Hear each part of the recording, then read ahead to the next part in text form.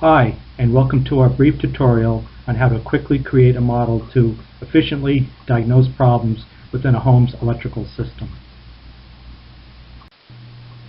The intent here is to demonstrate the ease of modeling and view the team solution. We will not be utilizing all of the features of the modeling tool, only enough to get you started. We will be creating a simple model of something we are all familiar with, the electrical system within our home. Before we get started, let's first highlight some key points. As you begin, you should think about how to model the problem space, not the solution. Let the tool's reasoner provide the solution based on what you know about the system. You should create the causes or faults and the effects they have on the system. These effects are the symptoms created when something fails or the tests performed to isolate the problem. When creating these isolation tests, do not dummy down the tests. The tests that check many faults are your friend. They will enable the reasoner to quickly determine where the underlying cause is. We will also show how the reasoner can generate different instructions depending on the skills of the troubleshooter, in this case, customer versus technician. The intent here is not to go too deep into the modeling training, just enough to get you up and running. For this demonstration, we will be modeling the electrical system for our home and the surrounding neighborhood. We will begin by reviewing a block diagram of our system. We will be modeling the neighboring homes the same as our home. All the lights and switches within each room will be modeled the same. The power supply would be the power grid which provides power to the neighborhood. The two neighboring homes, represented here as empty boxes, will actually contain the same layout as our home. Within each home will be a breaker panel containing a main breaker and individual breakers for each circuit within the home. The rooms will all be wired the same, so we are only showing the wiring for one. Switch 1 will be powering 2 lights, while switch 2 will be powering 1 light. Okay, so let's get started. Launch Teams Designer by clicking on the Teams icon on your desktop or wherever you set it up. We begin a new model by going to the menu bar and click File, New. This will open a Windows Explorer panel where you can browse to a folder where your model will be stored. You can create a new folder if you so desire. When creating a model, you should keep it in a folder by itself. Do not put multiple models in the same folder. In the file field name, enter a name for your model. For our exercise, we'll use Home Power System. Do not use spaces or special characters when creating modules and teams. Now left-click the Open button. This will open a window where you can enter some information about the model, such as the name of the person creating the model and some brief notes. When you're done entering this information, click OK. Another window will open, allowing you to enter the properties of the top-level model you are creating. We will be populating some of these fields as we create more hierarchy later, but for this top level, we will use the default values, so click OK. A blue border is created on the canvas. We'll be modeling our system within this blue border. So let's create the first module representing the power supply in our system schematic. To add elements to the canvas, we have some options. We can either click on the menu bar and select Add, or we can click the element icon on the toolbar and then click on the canvas at the location where we want to place the element, or we can right-click a location on the canvas where we want to place an element and then left-click Add. I prefer the latter, so let's right-click the canvas, slide the cursor to Add, then left-click Module. Enter a name for the module. No spaces are allowed, so enter Power Supply with no space. Then click OK.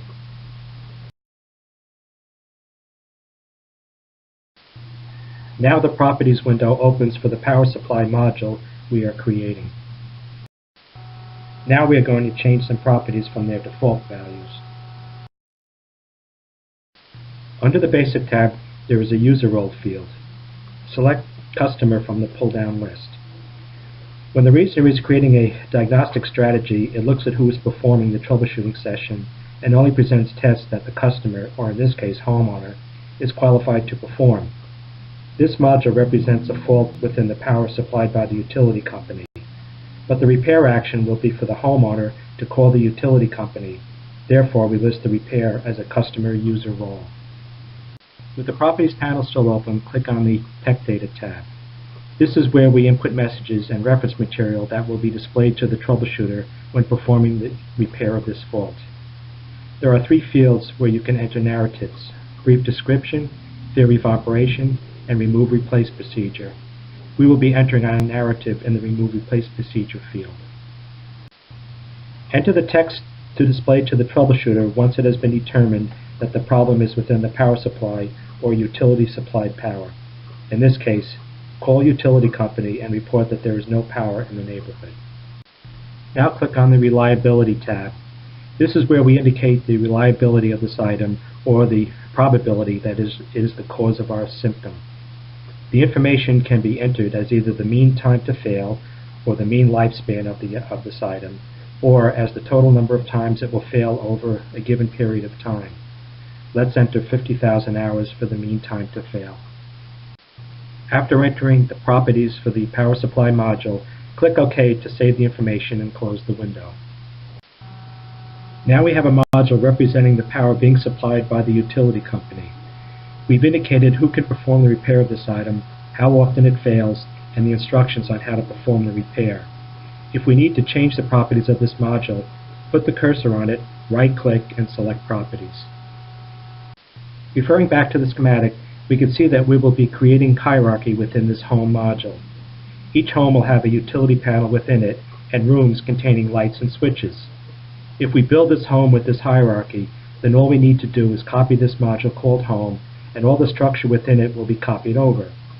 But we will need to be able to distinguish one home from another, so after we have built this module and subsequent structure within it, we can make our copies and then rename the top level.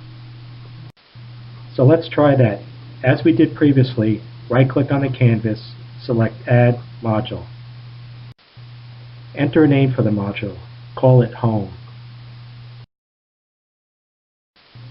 For this module, we are going to assign a hierarchy label subsystem from the pull-down list. I'll explain why we do this later when we enter text in the Repair and Test Procedures field. After entering the hierarchy label, click OK.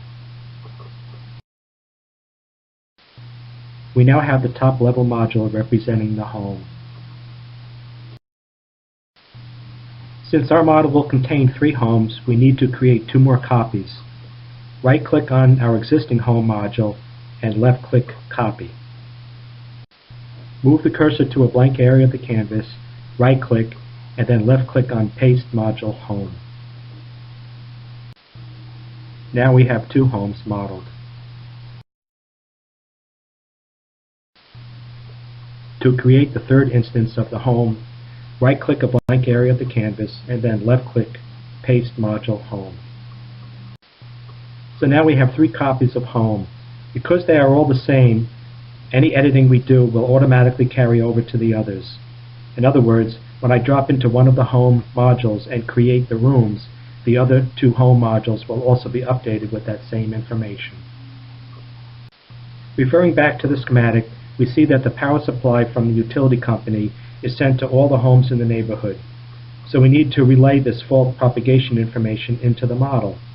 We do that by drawing links from the power supply to each of the homes. Select the link button on the toolbar outlined in red here. Then place the cursor at the output port of the power supply module. Left-click and release. Then drag the cursor to the input of one of the home modules. Left-click again and the link will be created. Repeat for the other 2. Double-clicking on one of the home modules will take you within that module. To see where you are within the hierarchy, look at the hierarchy path presented across the top of the canvas. I've highlighted it in red. As you create the elements inside this home, it will automatically be created in the others because they all have the same name, which is Home. Now that we're inside the home, we need to create the supply panel. So using what we've already learned, let's do that. This supply panel or circuit breaker panel supplies power to each of the rooms, but the power comes from 3 different circuit breakers within the panel. So we need to create 3 outputs for the supply panel. On the Basic tab of the Properties panel, increase the number of outputs from 1 to 3. So now we have a module with 3 outputs representing the supply panel within the home. The next step is to create a module for one of the rooms. Right-click a blank area of the canvas, then left-click Add Module. Enter the name Room. Click OK on the Properties panel, accepting the default values. Each home has 3 rooms, so we need to create 2 more copies of the module Room. We do this by right-clicking Copy on the room we created, and then right-click Paste a blank area of the canvas to create the second room, and right-click Paste to create the third room. So now when we add information within the room modules, it will be repeated in the other rooms in this home and also within the other homes. This level of the hierarchy is almost complete. We just need to add the dependency links. Add them as per this slide using the knowledge that you learned previously. Now we are going to create the light switches and light bulbs within the rooms. Drop into one of the rooms. Create a module calling it Light Switch with no spaces. Each room has 2 light switches, so go ahead and create a second light switch using copy-paste. And each room contains 3 light bulbs, so create 1 light bulb and then make 2 more copies. Interconnect the light switches and light bulbs with links as per the schematic. When modeling a switch, we need to consider in what ways it causes the light not to come on. One way is if the switch is bad, but another way could be that the homeowner didn't turn the switch on. We call this operator error, and we can model these types of faults. So we model these types of faults as modules, one for the switch being bad and another for the switch being turned off. If the switch is off, the customer can turn it back on. If the switch is bad, only a qualified technician can replace it. We need to input this user role information into the model, and we'll see how that is done shortly. Drop into one of the light switch modules. Create a module representing the operator error of the switch being off. Since the customer can correct this, assign a role of customer to it. Input the time it takes to perform this repair. This information can be viewed later when we generate statistical information of the system. Quite frequently, the cause of a light not working is because it was not turned on.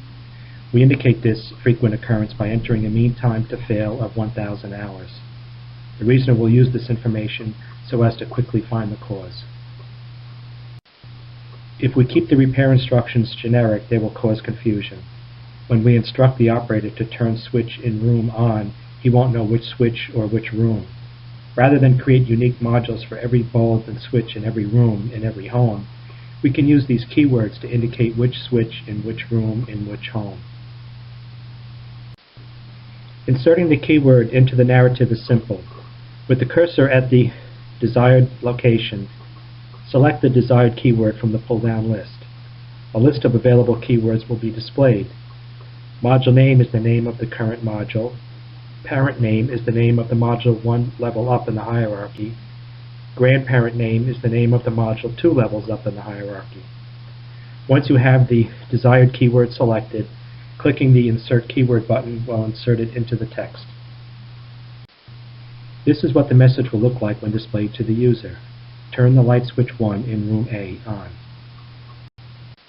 So let's go ahead and enter the text to turn the switch on using keywords. Create a copy of the switch off module and rename it to bad switch. Open the Properties panel for the bad switch module. Repairing a bad switch requires a qualified technician, so indicate this by selecting Technician from the user role pull-down list. Enter 10 minutes for the time it takes to repair or replace the switch. Set the failure rate for the switch. Switches don't fail that often, so enter 1,000,000 hours. Change the Remove Replace narrative as indicated here using keywords. Draw links to indicate the propagation of faults through the system. This will allow faults entering the switch to propagate to the outputs as well as the two faults within the switch. When pondering how to test the switch, two things come to mind. We can check if the switch is on, in which case we have only checked the state of the switch, or we can check if the switch is opening and closing, in which case we have determined if the switch is working. A customer can check if the switch is on, but it requires a qualified electrician to check if the switch is working properly. So let's create some tests with these properties. Now we're going to add our first test to the model. This test checks if the switch is off.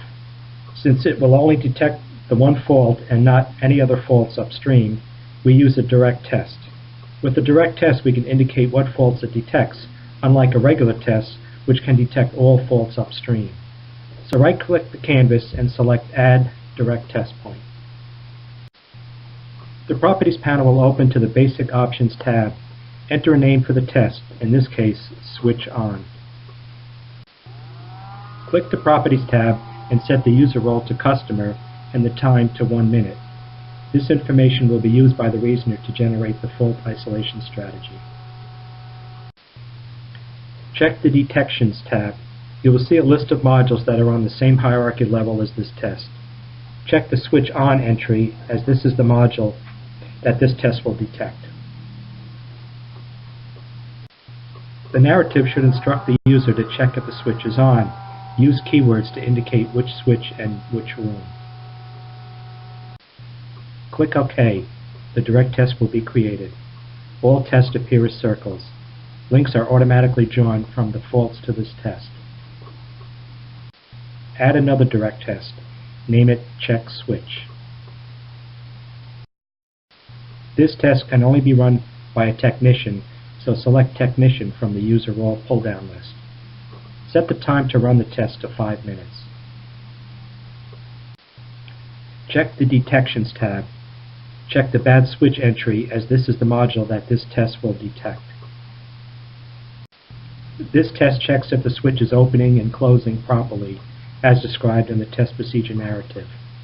Again, we use keywords to indicate which switch and which room. Click OK. The test is created and the link is drawn connecting it to the bad switch module. When modeling a light bulb, we need to consider in what ways it fails to light. One reason could be if the bulb is bad, but another way is if the bulb is loose. So we model these two types of faults as modules, one for the bulb being bad and another for the bulb being loose. If the bulb is loose or bad, the customer can correct either of these issues. Go into one of the light bulb modules. Create a module representing the fault when the bulb is loose.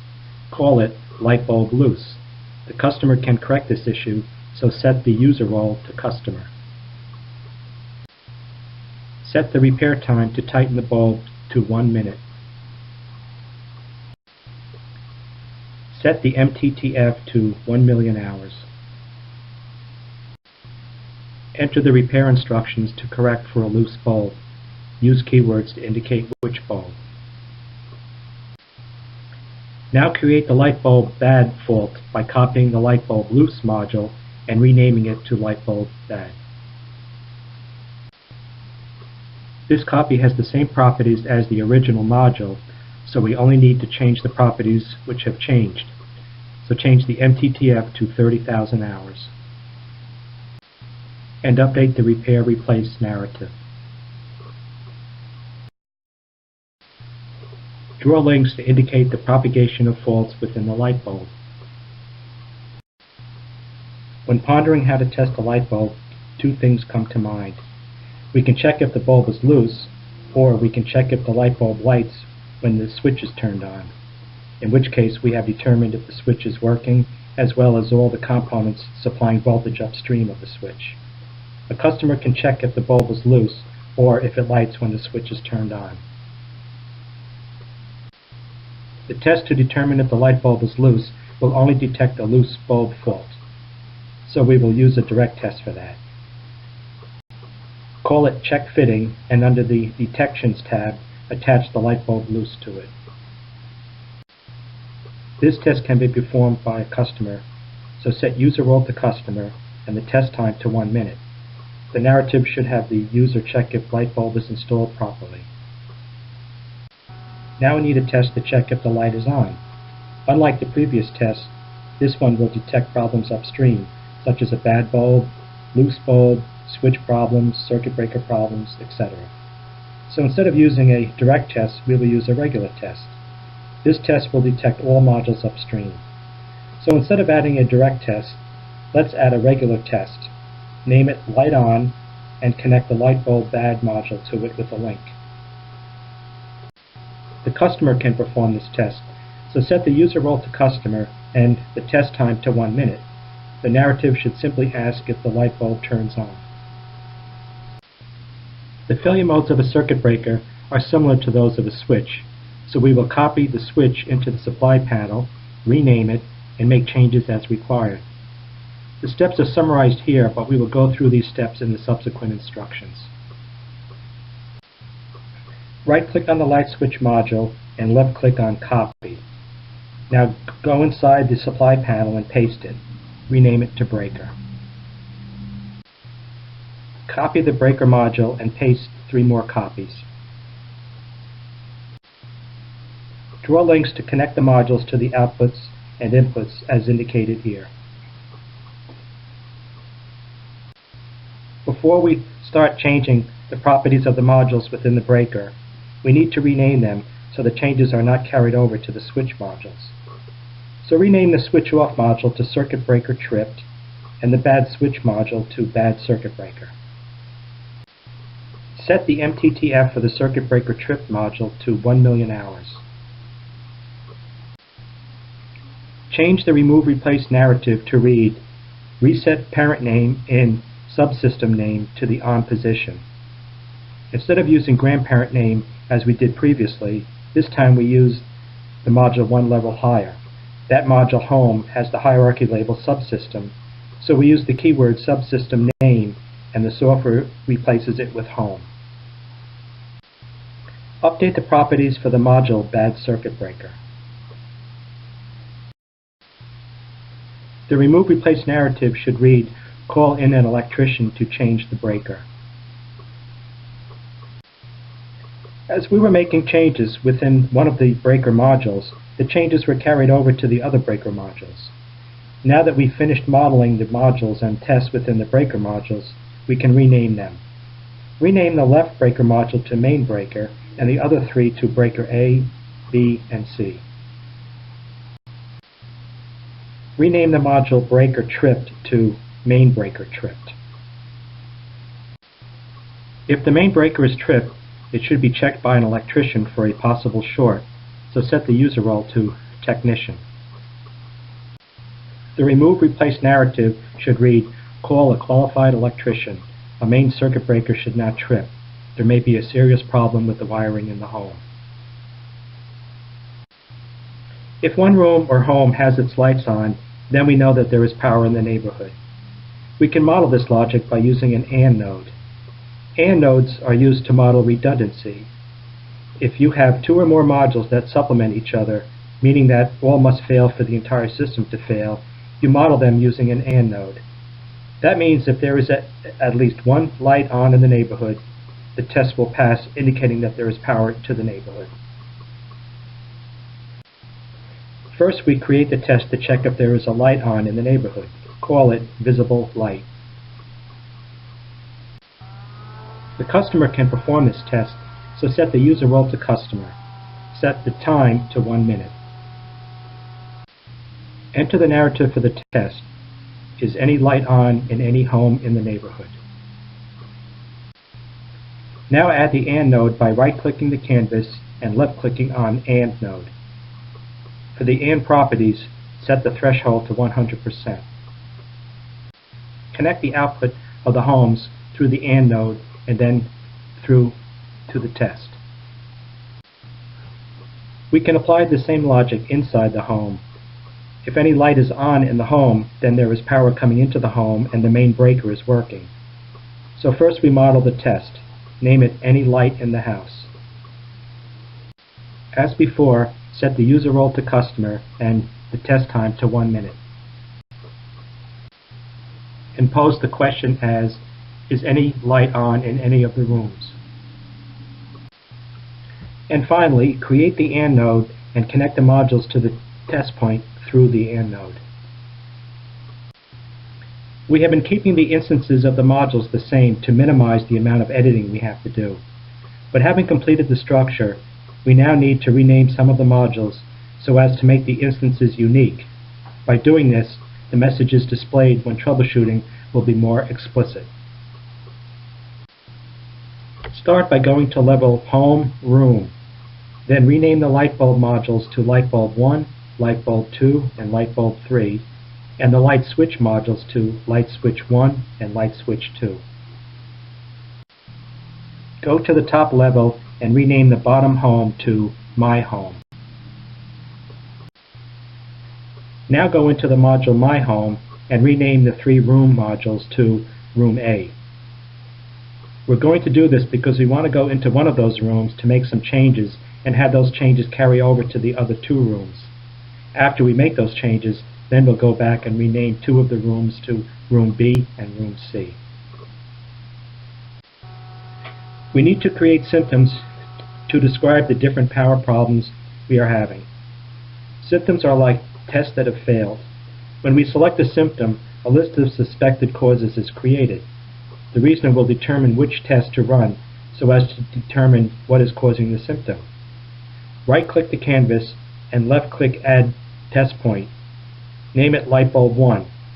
Change the appearance to color red and fill style solid. We set this color and fill to make it easier to determine which test points contain symptoms. Click on the Properties tab. For the test type, check Symptom. For type test, it should already be checked. The customer can select these symptoms, so set the user role to Customer.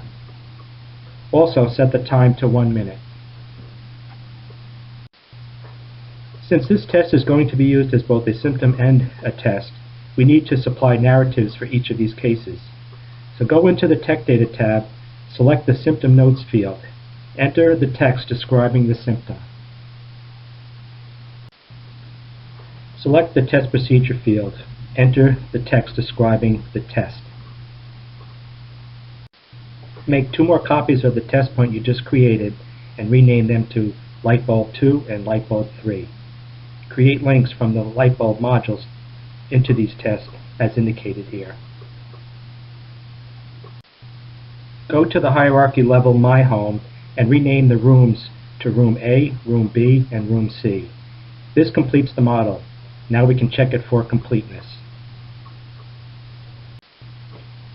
With the model complete, we need to check the validity of the output. We start by viewing the structure and dependency flow. Once completed, we run a testability analysis and view the resulting reports. We verify that the faults are being detected and isolated properly and that the dependencies are correct. Then we run the individual symptoms and review the resulting strategies for correctness and efficiency. Go to the top level and verify that your model looks like this. Then drill down into all the hierarchy paths and verify that the structure matches what you see here and in the next few panels.